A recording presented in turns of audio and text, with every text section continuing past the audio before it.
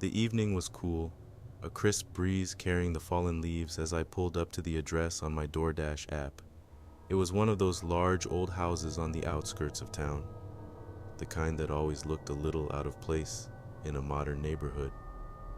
I grabbed the bag of food from the passenger seat, the smell of greasy fast food entering my nose. My stomach growled, but I ignored it. It was my last delivery of the night, and all I wanted was to drop off the food and get home. The house was silent as I approached, my footsteps crunching on the gravel driveway. I reached the front door and knocked. No answer. I knocked again, harder this time, and after a moment, I heard footsteps approaching. The door creaked open slowly. A man stood in the doorway, his face half hidden in the shadows. He was tall, with unkempt hair, and a disheveled appearance that immediately set off alarm bells in my head. The smell of stale cigarettes carried out from the house, making me crinkle my nose. "Delivery for, John?" I said. The man's eyes flicked to the bag in my hand, then back to my face. He didn't say anything, just stared at me with an intense look. I took a step back, suddenly feeling very exposed on the doorstep. "Are you John?" I asked again, my voice faltering slightly. The man's lips curled into a thin, humorless smile. "Yeah, that's me. Come on in. Just set it on the table in the kitchen." Every instinct I had screamed at me not to go inside, but I didn't want to be rude, or worse, get a bad review. I hesitated for a moment before forcing a smile and stepping inside. The air inside was thick and heavy, the smell of something rotten combined with the scent of cigarette smoke. The hallway was dark, the only light coming from a flickering bulb somewhere deeper in the house. My footsteps were muffled on the worn carpet as I followed the man down the hall, my heart pounding in my chest.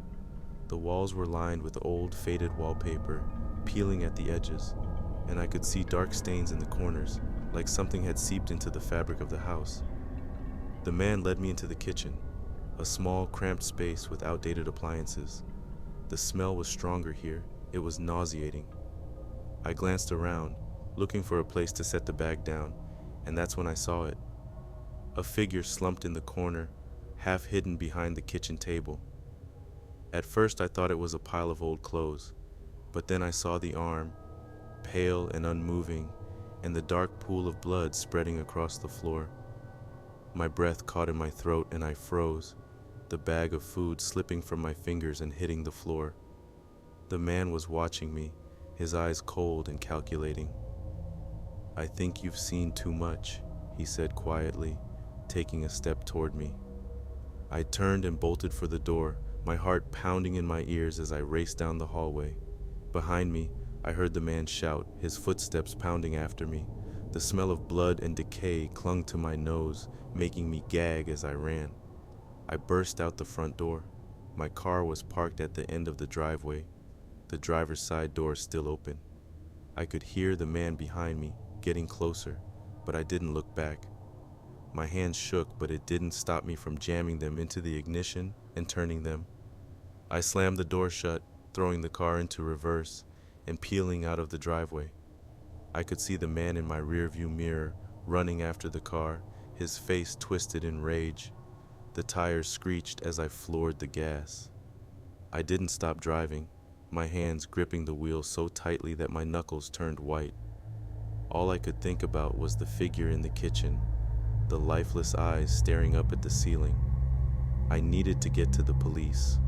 My mind raced, trying to remember the layout of the town, the quickest route to the station. Finally, I spotted the police station. I pulled into the lot, tires screeching, and threw the car into park. I was out of the car and running toward the entrance before I even realized what I was doing. I stumbled to the front desk, breathless and shaking, trying to get the words out. There's a man. He's killed someone. He's coming after me," I gasped, my heart still racing.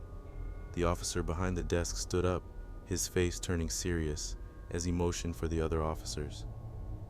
I watched in a daze as they rushed out of the station, the sound of sirens filling the night. I was led to a small room where they asked me to recount everything that had happened. I don't know how much time passed before they told me that they had found the house, but the man was gone. He had disappeared, leaving behind only the horror I had witnessed. They assured me they would continue searching, that they would find him. Every time I closed my eyes, I saw the man's cold gaze. And every time I delivered food after that, I couldn't shake the feeling that he was still out there, watching, waiting.